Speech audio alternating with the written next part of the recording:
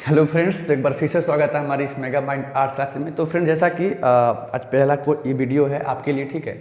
और हम कोशिश किए हैं कि हम हर एक क्वेश्चन को, ठीक है, विथ 4 ऑप्शन के साथ एक्सप्लेनेशन करें। और हमारी कोशिश रहेगी कि एग्जाम से पहले तक हम कुछ क्वेश्चन को आपके ऑनलाइन वीडियो के तहत प्रोवाइड करा दें। तो आज हम जिस टॉपिक की बात करेंगे बाबू, आज आपका टॉपिक है हिस्ट्री का। और हम जानबूझ के इस हिस्ट्री का, ठीक है, टॉपिक की शुरुआत किए हैं। और यहाँ हम क्वेश्चन नहीं लिखेंगे, आपको क्वेश्चन सुनना पड़ेगा, ठीक है, एक अच्छे तरीके से। और क्वेश्चन को मन में आंसर देना होगा कि क्या हम क्वेश्चन जो पूछ रहे हैं उसका आंसर आपको पता है कि नहीं पता है, ठीक है। तो चलिए बात करते हैं इसमें पहले नंबर क्वेश्चन की। और आपको हम जिस बुक से क्वेश्चन करा रहे हैं, ये कोई प्रीवियस ईयर, ठीक है, मॉडल पेपर है, हम उससे क्वेश्चन करा रहे हैं। तो देखते हैं इसमें पहला क्वेश्चन क्या कर रहे हैं। इसमें कह रहे हैं पहला क्वेश्चन, हड़प्पा सभ्यता किस युग की सभ्यता है। ध्यान दीजिएगा, पहला क्वेश्चन कर रहा है हिस्ट्री से कि हड़प्पा सभ्यता किस युग की सभ्यता है। तो हड़प्पा सभ्यता एक कांस्य युगीन सभ्यता है। क्या बोले अभी हम?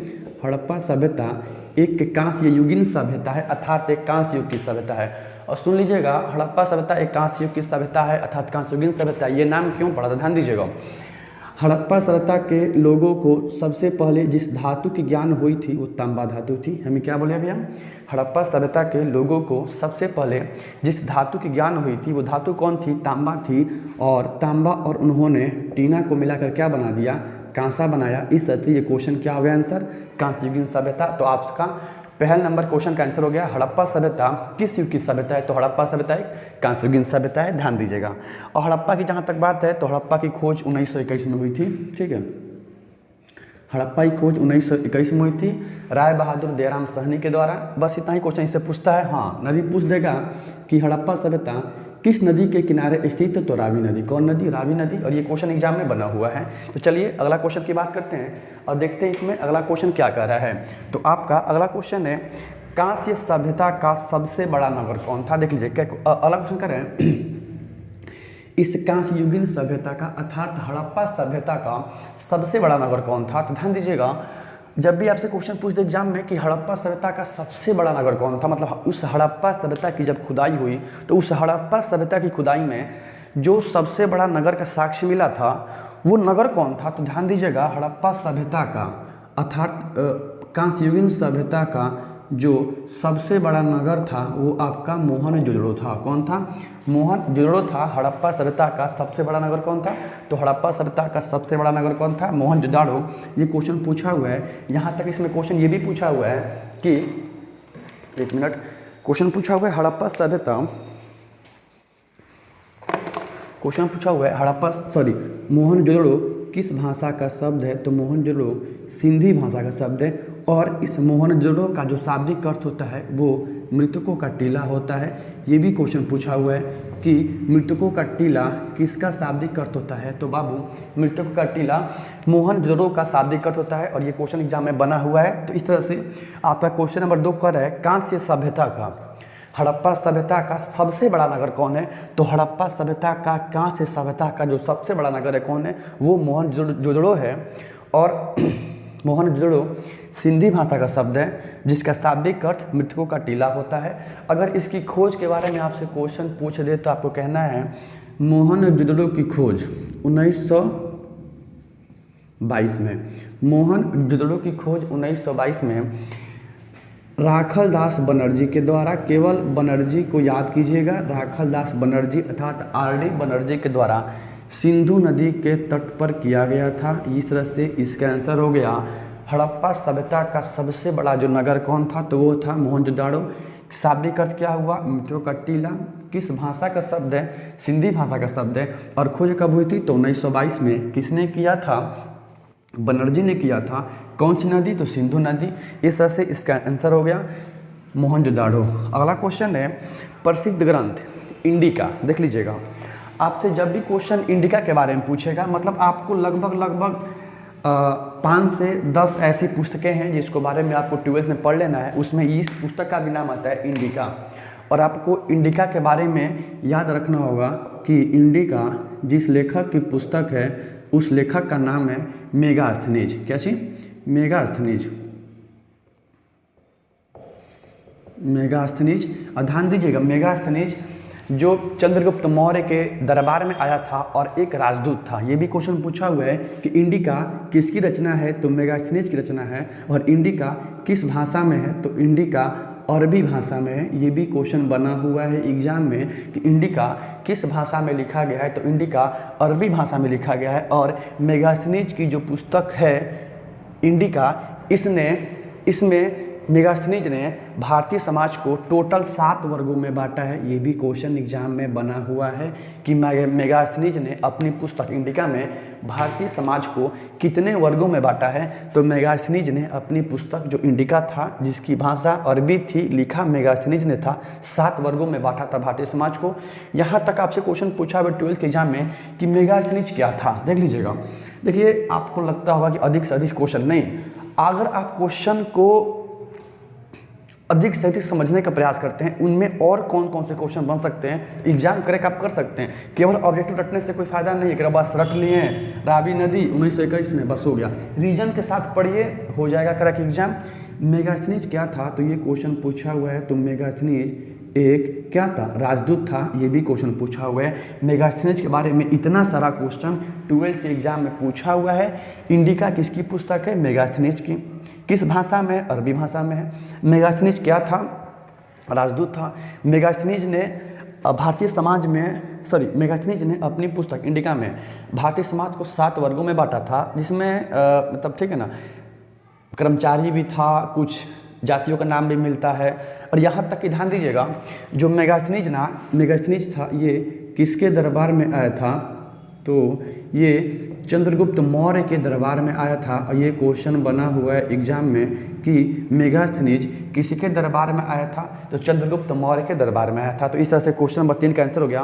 प्रसिद्ध ग्रंथ इंडिका की रचना कौन किया था, तो ऑप्शन सी मेगास्थनीज ने किया था। ठीक है, ध्यान दीजिएगा, इस तरह से आपका आंसर हो गया, मेगास्थनीज ने किया था इंडिका की रचना। चलिए बात करते हैं अगले नंबर क्वेश्चन की।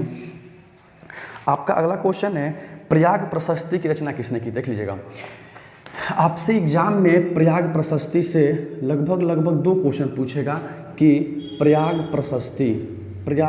प्रशस्ति की रचना किसने की। तो ध्यान दीजिएगा, गुप्त वंश का एक शासक था जिसका नाम था समुद्रगुप्त। क्या बोले, गुप्त वंश का एक शासक था जिसका नाम था समुद्रगुप्त। और समुद्रगुप्त को भारत का नेपोलियन कहा जाता है। ये भी क्वेश्चन आप ध्यान दीजिएगा कि समुद्रगुप्त को भारत का नेपोलियन कहा जाता है। और समुद्रगुप्त के एक दरबार में कवि हुआ करता था जिसका नाम था हरिसेन। क्या बोले, समुद्रगुप्त के दरबार में एक कवि हुआ करते थे जिसका नाम था हरिसेन। ध्यान दीजिएगा, गुप्त काल में जिस भाषा का सबसे अधिक प्रयोग किया गया था ना, वो भाषा था संस्कृत। ध्यान दीजिएगा, गुप्त काल में मतलब गुप्त वंश के शासकों द्वारा सबसे अधिक जिस भाषा का प्रयोग किया गया था, वो भाषा कौन था, संस्कृत भाषा था। और हरिसेन ने समुद्रगुप्त के बारे में जो पुस्तक लिखी, वो पुस्तक कौन था, प्रयाग प्रशस्ति था। इस तरह से क्वेश्चन का आंसर हो गया, प्रयाग प्रशस्ति की रचना हरिसेन ने किया है। और इस प्रयाग प्रशस्ति में हरिसेन ने समुद्रगुप्त के बारे में लिखा है। इस तरह से क्वेश्चन का आंसर ये भी हो सकता है। अब पूछा हुआ पेपर, प्रयाग प्रशस्ति का संबंध किस शासक से है, तो समुद्रगुप्त से है। भारत का नेपोलियन समुद्रगुप्त, ठीक है। हरिसेन की पुस्तक प्रयाग प्रशस्ति। और गुप्त शासकों ने जिस भाषा का सबसे अधिक प्रयोग किया, वो भाषा आपकी संस्कृत भाषा थी। और गुप्त काल का जो समय था ना, उस समय में सबसे अधिक जिस भाषा का प्रयोग किया गया और ज्ञान विज्ञान कला साहित्य के क्षेत्र में बहुत अधिक वृद्धि हुई, इतना ना अधिक वृद्धि हुई। और यहाँ तक कि गुप्त काल की ही देन है कालिदास गुप्त काल में थे, ठीक है। चंद्रगुप्त प्रथम के दरबार में चंद्रगुप्त प्रथम देखिए, चंद्रगुप्त मौर्य की बात नहीं कर रहे, हम चंद्रगुप्त प्रथम की बात कर रहे हैं। और चंद्रगुप्त प्रथम के दरबार में 9 रत्न हुआ करते थे। और इन 9 रत्नों में कालिदास भी थे। अर्थात कालिदास जिस युग में हो, सोचिए उस युग का कहाँ से कहाँ तक वो युग पहुँचा होगा। इन सभी कारणों से गुप्त काल को भारत का गोल्डन एज कहा जाता है। ये भी क्वेश्चन पूछा हुआ है कि भारत का स्वर्ण काल किस काल को कहते हैं, तो भारत का स्वर्ण काल गुप्त काल को कहते हैं। हमारा मेन क्वेश्चन तो ये था, लेकिन देखिए इतना हम क्वेश्चन समझाएं आपको क्योंकि सब क्वेश्चन एग्जाम में आपसे पूछा हुआ है, ठीक है। हर एक क्वेश्चन को ध्यान से देखना है, अभी नहीं कि बस ये आएगा तो नहीं, ऐसा नहीं है। बुक एक, ठीक है ना, लीडरशिप देता है कि हाँ आप नेतृत्व कीजिए, करना तो आपको है ना जी यार। तो इतना क्वेश्चन को आप ध्यान दीजिएगा। भारत का नेपोलियन समुद्रगुप्त, और यूरोप का नेपोलियन नेपोलियन बोनापार्ट, प्रयाग प्रशस्ति के लेखक हरिसेन। हरिसेन का संबंध किस शासक से है? समुद्रगुप्त से है। और प्रयाग प्रशस्ति का संबंध समुद्रगुप्त से है। कौन सा काल स्वर्ण काल के नाम से जाना जाता है? तो गुप्त काल को जानते हैं। कालिदास किस काल में थे? तो गुप्त काल में थे। आइए अगला क्वेश्चन। अगला क्वेश्चन है गुप्तों के काल में कौन चीनी यात्री भारत आया? ध्यान दीजिएगा। चलिए यहाँ लगातार गुप्त वंश के बारे में क्वेश्चन पूछा हुआ है और हम चर्चा भी कर लेते हैं। देख लीजिएगा, क्वेश्चन पूछ रहा है जब गुप्त काल था, जब गुप्तों का भारत में काल चल रहा था, तो इस गुप्त काल में कौन चीनी यात्री भारत आया था? कौन चीनी यात्री भारत आया था? तो ध्यान दीजिएगा, गुप्तों के काल में जो चीनी यात्री भारत आया था वो चंद्रगुप्त द्वितीय, चंद्रगुप्त द्वितीय, अर्थात चंद्रगुप्त द्वितीय की एक और उपाधि है विक्रमादित्य की उपाधि, ठीक है, विक्रमादित्य की उपाधि है। और आप ध्यान दीजिएगा चंद्रगुप्त द्वितीय अथवा विक्रमादित्य के शासनकाल में एक चीनी यात्री भारत आया था, उसका नाम फाहियान था। इसका आंसर हो जाएगा कि गुप्त काल में आने वाला जो चीनी यात्री था वो फाहियान था। लेकिन ध्यान दीजिएगा लगभग 3 से 4 चीन के यात्री भारत आए थे। उसमें पहला नाम ह्वेनसोंग का है। ह्वेनसोंग जो हर्षवर्धन के शासनकाल में भारत आया था, ह से ह्वेनसोंग, ह से हर्षवर्धन। और फाहियान गुप्त काल में भारत आया था। इस तरह से क्वेश्चन टच हो गया, ठीक है। बाकी इससे कोई क्वेश्चन पूछता नहीं है यहाँ पे एग्जाम में। इसकी पुस्तक भी है सीयू की, उसके बारे में नहीं पूछा, बस ये पूछा हुआ है कि गुप्त काल में कौन चीनी यात्री भारत आया। तो गुप्त काल में जो चीनी यात्री भारत आया था वो आपका फाहियान था। हाँ, क्वेश्चन ये भी पूछा हुआ है लेकिन बहुत कम पूछा हुआ है कि फाहियान किस गुप्त राजा, गुप्त शासक के शासनकाल में भारत आया। तो फाहियान चंद्रगुप्त द्वितीय अर्थात विक्रमादित्य के शासनकाल में भारत आया, ठीक है। तो इस तरह से इसका आंसर हो जाएगा गुप्त काल में फाहियान भारत आया था। इसकी पुस्तक सीयू की है। और इन लोगों का मेन पर्पस था बौद्ध धर्म के बारे में जानकारी इकट्ठा करना, बौद्ध धर्म की शिक्षा करना। और आप नाम अभी हम बता ही दिए, ह्वेनसोंग। ह्वेनसोंग नालंदा विश्वविद्यालय में स्टूडेंट हुआ करता था, ठीक है ना। उसने शिक्षा भी ग्रहण की। आगे बढ़ते हैं। अगला क्वेश्चन है भारतीय इतिहास का कौन सा काल? देखिए क्वेश्चन आ भी गया। क्वेश्चन पूछ रहा है भारतीय इतिहास का कौन सा काल स्वर्ण काल के नाम से जाना जाता है? तो हमने अभी बता दिया यार कि भारत का गुप्त काल स्वर्ण काल के नाम से जाना जा सकता है। और ध्यान दीजिएगा इतना भी हम तेज नहीं पढ़ा रहे कि आप लिख नहीं सकते हैं। अगर आप चाहें तो कॉपी कलम रख के, अगर जो क्वेश्चन आपको याद नहीं हो, जैसे आज हम हिस्ट्री पढ़ा रहे हैं तो कल हो सकता है पॉलिटिकल साइंस, पॉलिटी हम लेके आएँ, और परसों या कल इवनिंग तक ज्योग्राफी लेके आएँ। क्योंकि जब ये तरीका सही लगने लगेगा आपको, आप कमेंट बॉक्स में इसका आंसर दीजिएगा। हाँ, अगर ये तरीका सही है पढ़ाने का तो आप कमेंट बॉक्स में, ठीक है, इसका फीडबैक दीजिए। कि नहीं तो फिर आप फीडबैक नहीं दीजिएगा तो हमको भी अच्छा नहीं लगेगा, ठीक है ना। आप फीडबैक दीजिए कि हाँ सच अच्छा लग रहा है तो सही है, नहीं तो फिर PDF के माध्यम से आपको पढ़ाया जाएगा। तो स्वर्ण काल गुप्त काल को कहते हैं। ये क्वेश्चन का आंसर हो गया। भारत के किस काल को गोल्डन एज की संज्ञा दी जाती है? तो भारत के गुप्त काल को स्वर्ण युग की संज्ञा दी जाती है। यह आपका बिहार बोर्ड द्वारा जारी किया गया मॉडल पेपर है, लेकिन क्वेश्चन सही है। क्वेश्चन नंबर 7 का है महाभारत की रचना। देख लीजिएगा, और क्वेश्चन महाभारत से पूछा हुआ है कि महाभारत, देख लीजिएगा क्वेश्चन है महाभारत की रचना किस भाषा में हुई। तो पहला क्वेश्चन आपसे यही पूछा हुआ है कि महाभारत की रचना किस भाषा में हुई। और इससे पहले आप इस क्वेश्चन ये भी पूछ सकता है कि महाभारत के लेखक कौन है? तो महर्षि वेदव्यास। आपसे क्वेश्चन ये भी पूछा हुआ एग्जाम में कि महाभारत के लेखक कौन है? महर्षि वेदव्यास। और विश्व का सबसे लंबा महाकाव्य कौन है? सबसे लंबा महाकाव्य कौन है?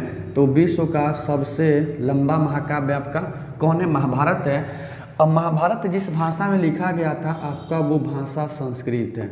और इतना तो सबको जानता ही होगा कि महाभारत का युद्ध कुल 18 दिनों तक चला था, हरियाणा के कुरुक्षेत्र के मैदान में चला था। ये भी क्वेश्चन पूछा हुआ है। इस तरह से एक क्वेश्चन से इतने सारे क्वेश्चन एग्जाम में बने हुए हैं, ये बेवजह का नहीं बता रहे हैं, ठीक है ना। आपसे सब क्वेश्चन एग्जाम में बना हुआ है और आप ऑफलाइन बैच में भी सब पढ़े हुए हैं। महाभारत के लेखक महर्षि वेद व्यास, जिस भाषा में लिखा गया वो भाषा संस्कृत थी। विश्व का सबसे लंबा महाकाव्य महाभारत है। महाभारत का युद्ध कुल 18 दिनों तक चला था, हरियाणा के कुरुक्षेत्र में चला था और इसमें पांडव की जीत हुई। पांडव की जीत हुई। और महाभारत का जो प्राचीन नाम है वो आपका जय संहिता है। ये भी क्वेश्चन पूछा हुआ है कि महाभारत का पुराना नाम क्या है, जय संहिता है। इस तरह से क्वेश्चन नंबर आपका 7 का आंसर हो गया। महाभारत की रचना संस्कृत भाषा में हुई थी। इसके लेखक महर्षि वेद व्यास हैं। आते हैं अगले नंबर क्वेश्चन की। आपका अगला नंबर क्वेश्चन क्या देख लीजिए। देखिए यहाँ 8 क्वेश्चन 16 के बराबर है। 16 क्वेश्चन उसका 3 गुना के बराबर है। आप इस तरह से पढ़िए कि हाँ हम पढ़ रहे हैं तो मतलब सिलेबस को पढ़ रहे हैं, ऑब्जेक्टिव नहीं पढ़ रहे हैं। हाँ बस 1920 1921 नहीं, आप सिलेबस पढ़ रहे हैं और हमारे साथ तो सिलेबस ही पढ़िएगा, हम ऑब्जेक्टिव नहीं पढ़ाते हैं, ठीक है जी। अगला क्वेश्चन है 8 नंबर क्वेश्चन है, महात्मा बुद्ध को ज्ञान की प्राप्ति कहाँ हुई। देख लीजिए पहली बात कि महात्मा बुद्ध के बारे में पूछ रहा है। और ध्यान दीजिएगा, जब भी महात्मा बुद्ध के बारे में आपसे क्वेश्चन पूछेगा तो आपसे पहला ही क्वेश्चन पूछवा दिया है कि महात्मा बुद्ध को ज्ञान की प्राप्ति। देख लीजिएगा, जब भी महात्मा बुद्ध को ज्ञान की प्राप्ति कहेगा तो महात्मा बुद्ध को ज्ञान की प्राप्ति बोधगया में हुई, पीपल के वृक्ष के नीचे हुई। और इन्होंने महात्मा बुद्ध ने अपना जो पहला उपदेश दिया था वो सारनाथ में दिया था। देखिए कौन कौन क्वेश्चन पूछा वो देखिए। पहले महात्मा बुद्ध ने अपना पहला उपदेश सारनाथ में दिया था। महात्मा बुद्ध ने जितने उपदेश दिए, जिस भाषा में दिए वो पाली भाषा थी। कौन थी? पाली भाषा थी। इस तरह से इसका आंसर हो गया महात्मा बुद्ध को ज्ञान की प्राप्ति बोधगया में हुई, पीपल के वृक्ष के नीचे हुई। इन्होंने अपना पहला उपदेश सारनाथ में दिया और इनके पहले उपदेश को धर्म चक्र प्रवर्तन के नाम से जाना जाता है। ये भी क्वेश्चन पूछा हुआ है कि महात्मा बुद्ध के प्रथम उपदेश को क्या नाम दिया गया। तो महात्मा बुद्ध के प्रथम उपदेश को धर्म चक्र प्रवर्तन का नाम दिया गया। और महात्मा बुद्ध ने 29 वर्ष की आयु में घर त्याग दिया था। ये भी क्वेश्चन पूछा हुआ है कि महात्मा बुद्ध ने कितने वर्ष की आयु में घर त्यागा था। तो महात्मा बुद्ध ने 29 वर्ष की आयु में घर त्याग दिया था। और महात्मा बुद्ध के इस घर त्याग की घटना को महाभिनिष्क्रमण का नाम दिया गया। महाभिनिष्क्रमण का नाम दिया गया। देखिए थोड़ा सा हिंदी मेरा कमज़ोर है, थोड़ा सा हर सही दीर्घ की गलती होता होगा तो आप थोड़ा सा इसको, ठीक है ना, कंट्रोल एंड कोऑर्डिनेशन, समन्वय व्यवस्थित करना। लेकिन ध्यान दीजिएगा, गौतम बुद्ध महात्मा बुद्ध ने 29 वर्ष की आयु में घर को त्यागा था और इस घटना को महाभिनिष्क्रमण के नाम से जानते हैं। अगर ये पूछ देगा तो ये तो सही है। महात्मा बुद्ध को ज्ञान की प्राप्ति बोधगया में, किस पेड़ के नीचे? पीपल के वृक्ष के नीचे। कितने वर्ष की आयु में घर को त्याग दिया था? तो 29 वर्ष की आयु में। क्या नाम दिया गया? तो महाभिनिष्क्रमण नाम दिया गया। और महात्मा बुद्ध ने अपना पहला उपदेश कहाँ दिया? सारनाथ में। इनकी भाषा क्या थी? पाली भाषा थी। पहला उपदेश को क्या नाम दिया गया? धर्म चक्र प्रवर्तन नाम दिया गया। और महात्मा बुद्ध की मृत्यु कहाँ हुई? अर्थात महात्मा बुद्ध को महापरिनिर्वाण की प्राप्ति कहाँ हुई? तो कुशीनगर में। अर्थात महात्मा बुद्ध को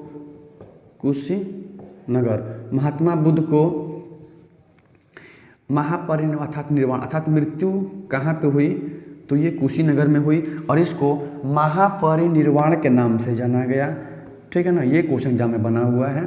तो पहले क्वेश्चन तो आप सॉल्व कर ही चुके हैं। महात्मा बुद्ध का जन्म महात्मा बुद्ध का ज्ञान की प्राप्ति बोधगया में हुई थी, पीपल के पेड़ के नीचे हुई। 29 वर्ष की उम्र में घर को त्याग दिया था, जिसको महाभिनिष्क्रमण नाम दिया। पहला उपदेश सारनाथ में दिया गया, पाली भाषा में दिया गया।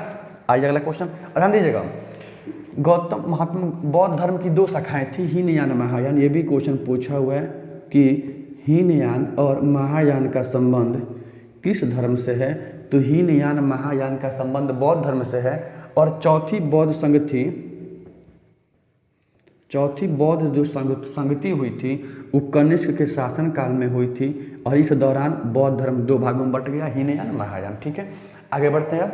आपका अगला क्वेश्चन है श्वेतांबर और दिगंबर का संबंध। देख लीजिए, आपसे पहला क्वेश्चन ये तो पूछ ही देगा कि हीनयान महायान तो बौद्ध धर्म, मतलब बौद्ध धर्म की 2 शाखाएं नहीं थी, 2 शाखाएं हो गई चौथी बौद्ध संगति के दौरान कश्मीर के कुंडल वन में। लेकिन यहाँ पूछ रहे हैं श्वेतांबर दिगंबर का संबंध। श्वेतांबर और दिगंबर का संबंध किस धर्म से? ध्यान दीजिएगा, जैन धर्म के संस्थापक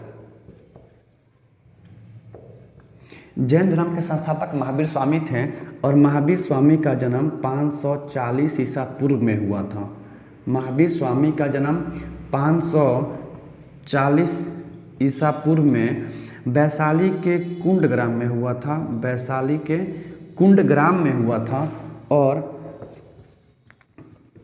महावीर स्वामी की मृत्यु के बाद जैन धर्म 2 भागों में बट गया, श्वेतांबर और दिगंबर। यही क्वेश्चन पूछा हुआ है कि श्वेतांबर दिगंबर का संबंध किससे? तो जैन धर्म से। ये क्वेश्चन ही आपसे एग्जाम में पूछेगा कि श्वेतांबर और दिगंबर का संबंध किस धर्म से? तो जैन धर्म से। अगला क्वेश्चन देख लेते हैं। क्वेश्चन नंबर है 10 नंबर, अशोक किस वंश का शासक था? ध्यान दीजिएगा, अशोक मौर्य वंश का तीसरा शासक था। क्या बोले? अशोक मौर्य वंश का तीसरा शासक था। अशोक के पिता का नाम बिंदुसार था। क्या बोले?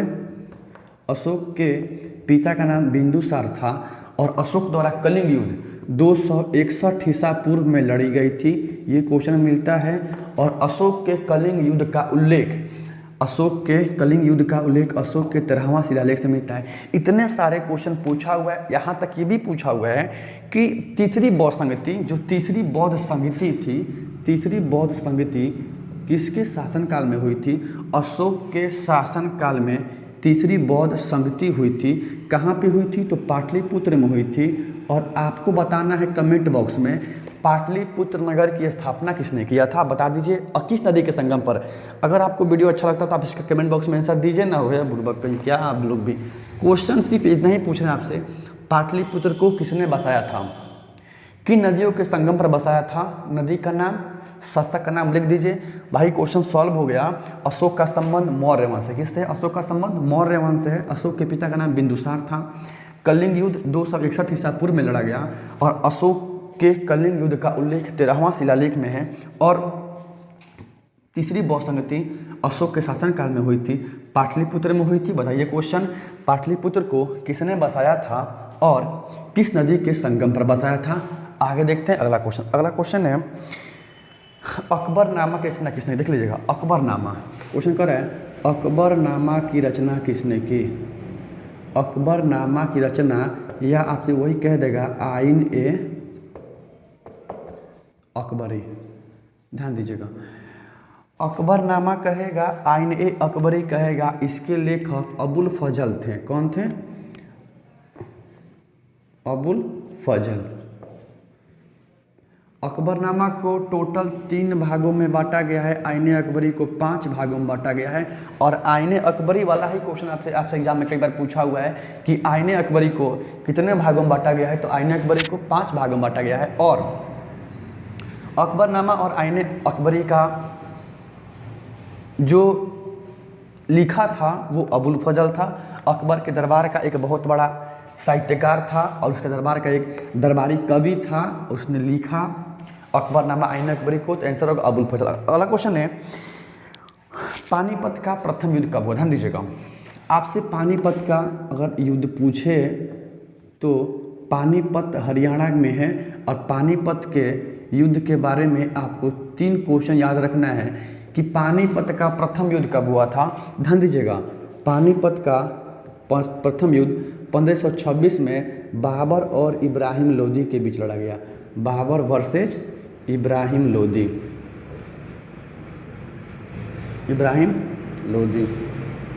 ये क्वेश्चन पूछा हुआ है।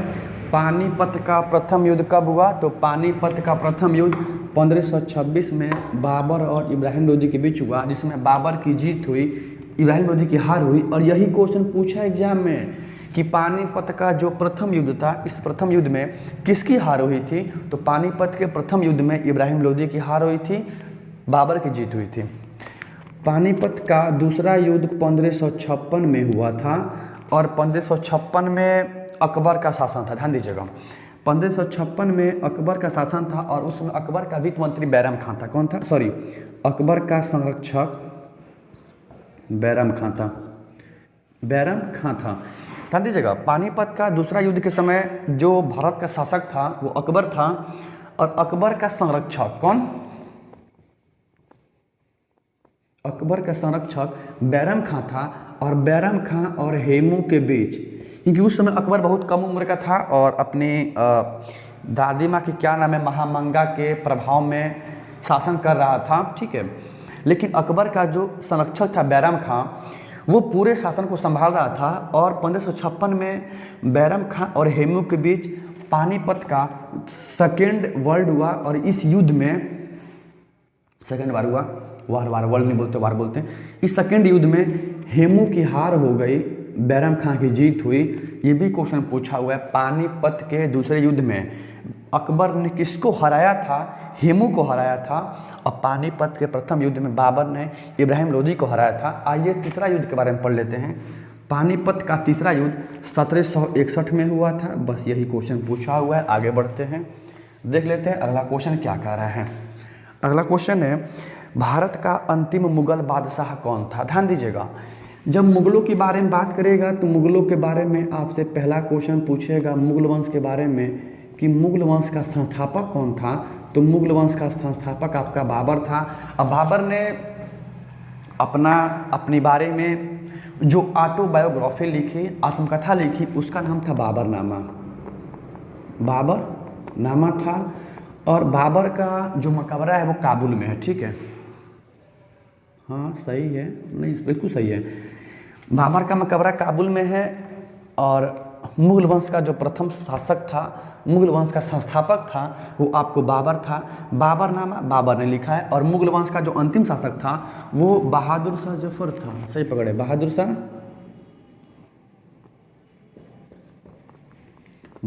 शाह जफर था, ठीक है। मुगल वंश का अंतिम शासक बहादुर शाह जफर था। इस तरह से क्वेश्चन का आंसर हो गया बहादुर शाह जफर। अगला क्वेश्चन है, इब्न बतूता कहाँ का निवासी था? यहाँ देख लीजिए, आपसे अगला क्वेश्चन है, इब्न बतूता कहाँ का निवासी था? तो ध्यान दीजिएगा, जब भी आपसे इब्न बतूता की बारे में बात करें और यह एक विदेशी यात्री था, इब्न बतूता एक विदेशी यात्री था जो मोरक्को का था। कहाँ का था? मोरक्को का था। और इब्न बतूता जिस समय भारत आया उस समय दिल्ली में मोहम्मद बिन तुगलक का शासन था। ध्यान दीजिएगा, ये भी क्वेश्चन पूछा हुआ आपके एग्जाम में कि इब्न बतूता किसके काल में भारत आया था? तो इब्न बतूता मोहम्मद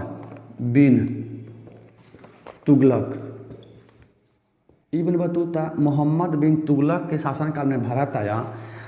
और इब्न बतूता अरबी का एक बहुत बड़ा विद्वान था। क्या बोले? इब्न बतूता अरबी का एक बहुत बड़ा विद्वान था। और जब वो मोहम्मद बिन तुगलक के दरबार में पहुंचा तो मोहम्मद बिन तुगलक उससे बहुत प्रभावित हुआ और वकील के पद को उस समय काजी का पद बोला जाता था। और मोहम्मद बिन तुगलक ने इब्न बतूता को दिल्ली का काजी नियुक्त कर दिया। क्या किया? काजी। खैर ये सब क्वेश्चन नहीं पूछा हुआ, हम बता दे रहे हैं आपको, बस ये पूछा हुआ है इब्न बतूता कहाँ का निवासी था? मोरक्को का निवासी था। और इब्न बतूता मोहम्मद बिन तुगलक के शासनकाल में भारत आया था। प्रचंड विद्वान अरबी का था और इसने सती प्रथा को अपनी आंखों से देखा था। मतलब सती प्रथा क्या होता है समझ लीजिएगा।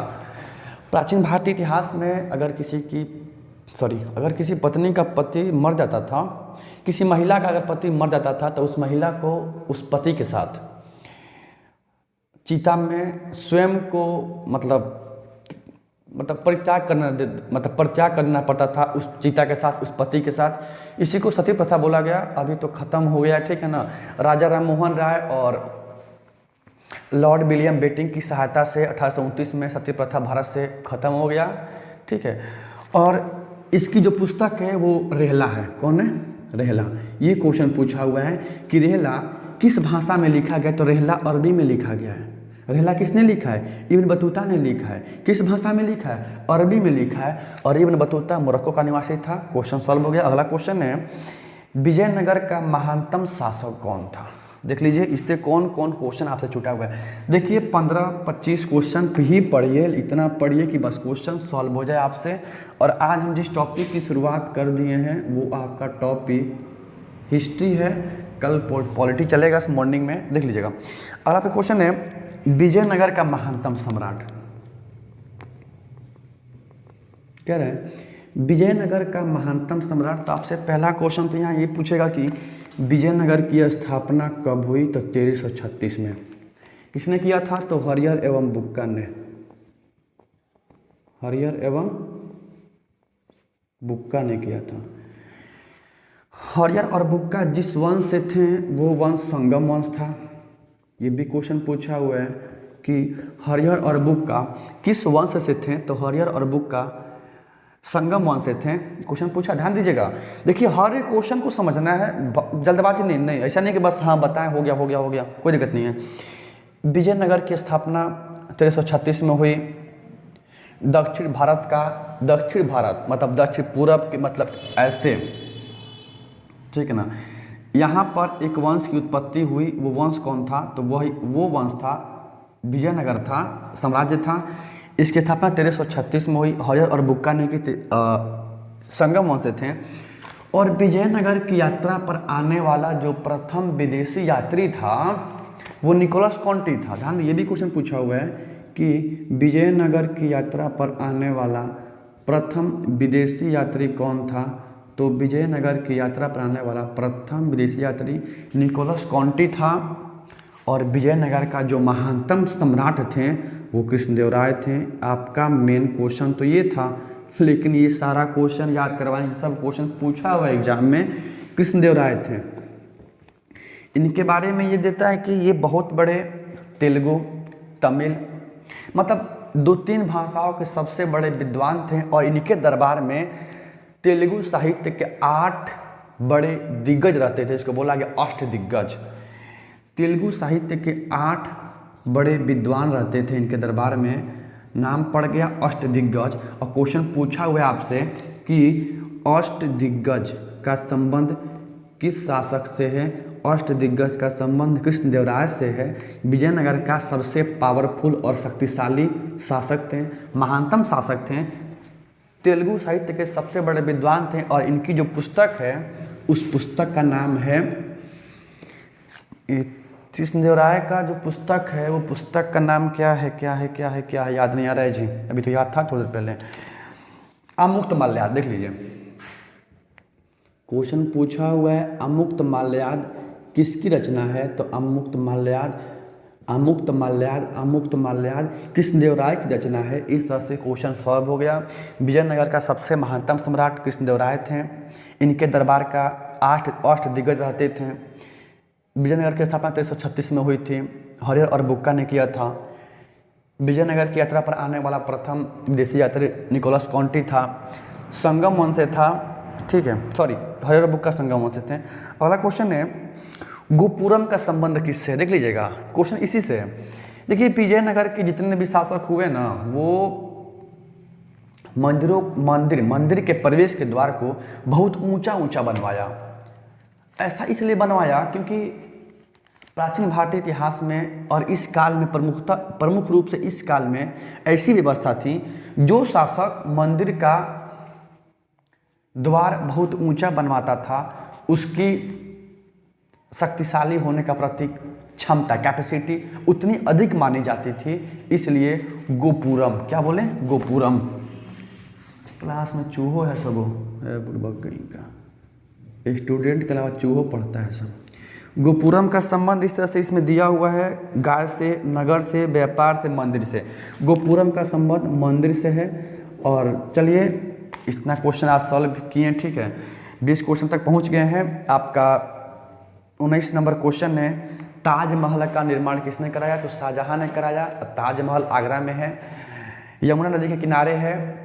तो दोस्तों अगर वीडियो आपको अच्छा लगा हो तो वीडियो को लाइक कीजिएगा, ठीक है।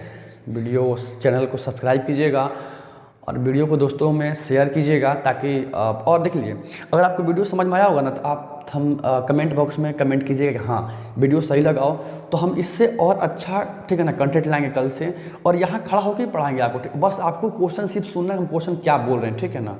तो जय हिंद, जय भारत।